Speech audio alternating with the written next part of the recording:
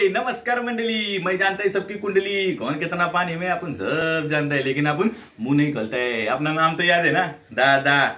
इसी एरिया का दादा नहीं रे, अपना नाम है दादा साहेब। लोग मुझे प्यार से दादा बोलते हैं। तो आज मैं तुमको क्या बताने के लिए आया है, क्या है ना, अभी कितने 3 दिन से हम घर में है, देखो ना, चौथा दिन है कि नहीं।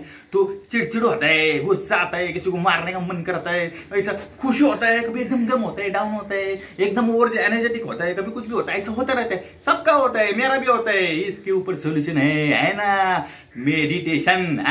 मेडिटेशन करने का। अरे मैं खुद करता है दिन में 2 बार। हाँ, वो क्या है ना, आर्ट ऑफ लिविंग की जो श्री रविशंकर जी है ना, गुरु जी हमारे, वो आते लाइव यूट्यूब पे 12 बजे आते, दोपहर को, शाम को 7:30 बजे आते। अगर तुमको ये टाइम नहीं मिलता है तो उनका जो वीडियो है ना, वो यूट्यूब पे होता है, जाके देखने का, मेडिटेशन करने का। 5-10 मिनट का मेडिटेशन होता है, लेकिन दिन एकदम अच्छे से गुजरता है। अभी करने का और मेरे को बताने का कैसा लगा। अभी अपन जाता है, कल फिर आएगा। अपना नाम तो याद है ना, दादा।